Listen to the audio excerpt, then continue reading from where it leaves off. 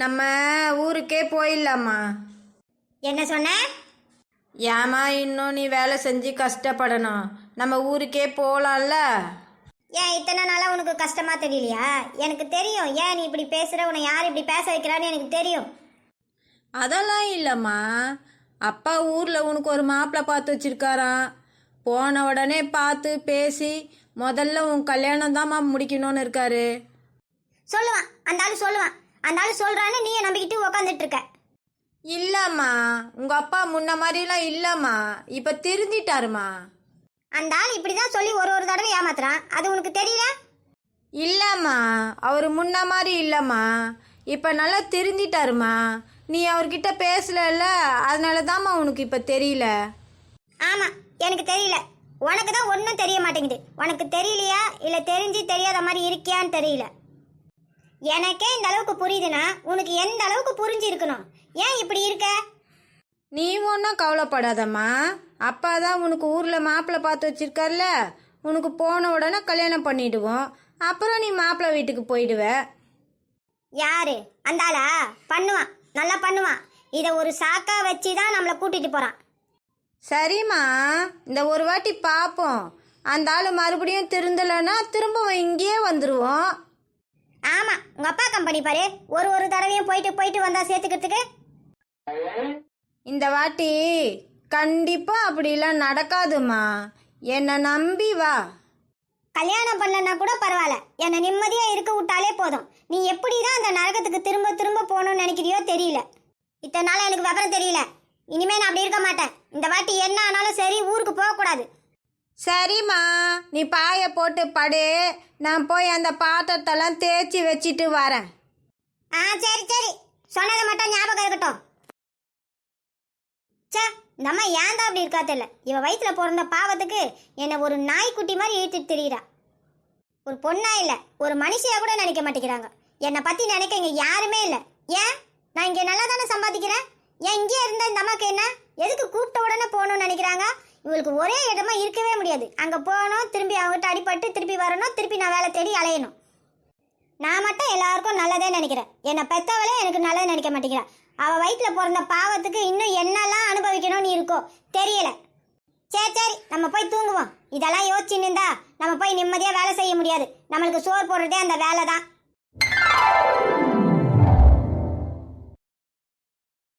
ஏமா ஏமா.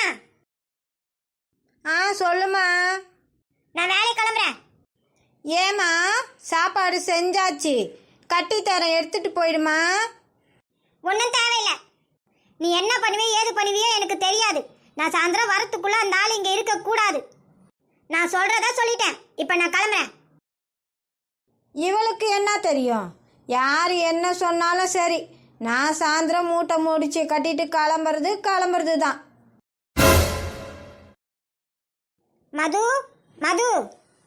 வா சித்ரா, உள்ளவா.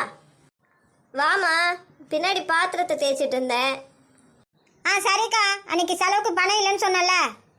பரவாயில்ல, நம்மளே போய் கேட்கணும்னு நினச்சோம், அவளே கொண்டு வந்துட்டா போல.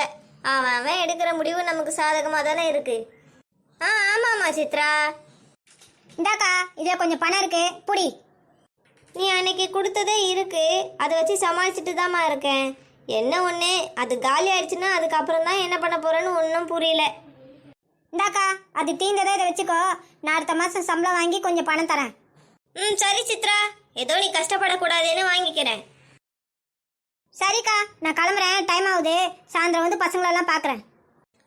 சரி, பார்த்து பத்திரமா போ. எப்பாடா, இதை வேற போய் வாங்கணுமேன்னு நினச்சேன். நல்ல வேலை, அவளே கொண்டு வந்து கொடுத்துட்டா. இவங்ககிட்ட என்னத்தை நான் ஊருக்கு போங்கன்னு சொல்கிறது? அதுவும் அந்தால நம்பி. இவங்க போனாலும் ஒன்று தான், போகலனாலும் ஒன்று தான். அந்தாள் 4 நாள் வச்சுருப்பான், 1 வாரம் வச்சுருப்பான், அதுக்கப்புறம் மறுபடியும் சண்டை போடுவான். எதுக்கு நமக்கு? நம்ம உண்டு, நம்ம வேலை உண்டுன்னு இருப்போம். இத்தனை நாள் அம்மா கிட்ட கொஞ்சம் கொஞ்சமாக அது இதுன்னு வாங்கிட்டு இருந்தோம். இனிமேல் அதுவும் வாங்க முடியாது. இந்த ஆள் வேறு வந்திருக்கான். கண்டிப்பாக இவ ஊருக்கு கிளம்பிடுவா. எப்படியாவது வீட்டுக்கு போய் இருக்கிற மொத்தத்தையும் அள்ளிட்டு வந்துடணும். மா எங்கே இருக்க?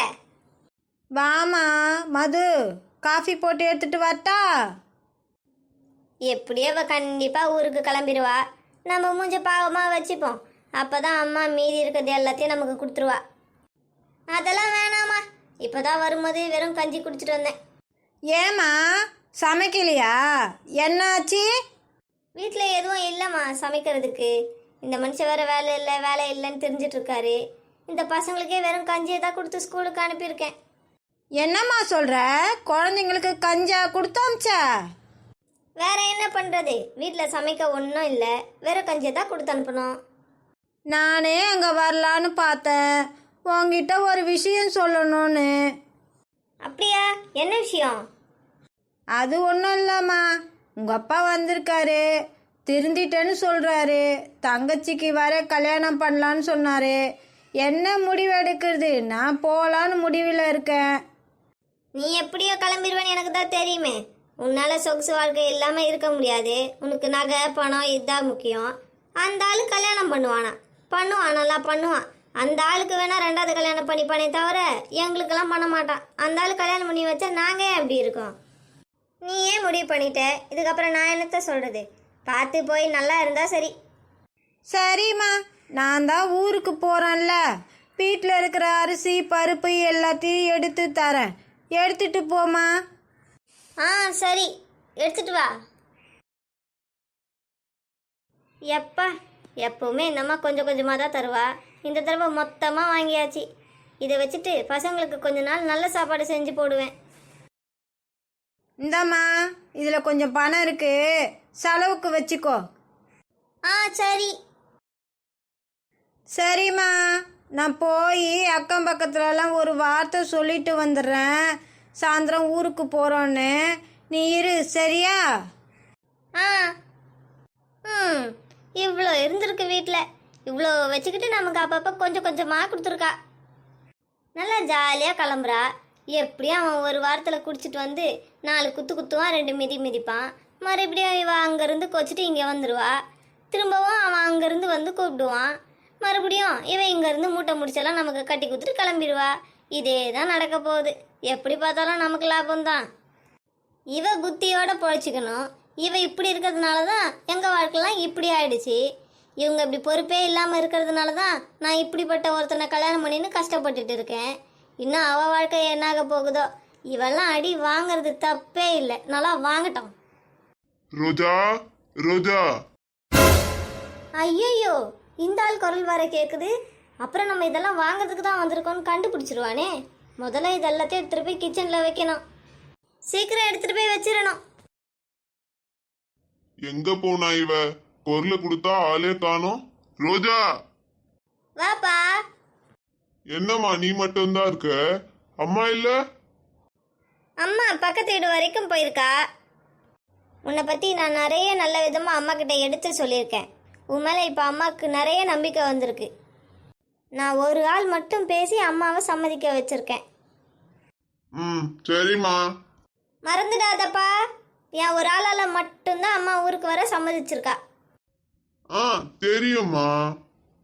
நீ எப்பேற்பட்ட ஆளுன்னு எனக்கு தெரியாது.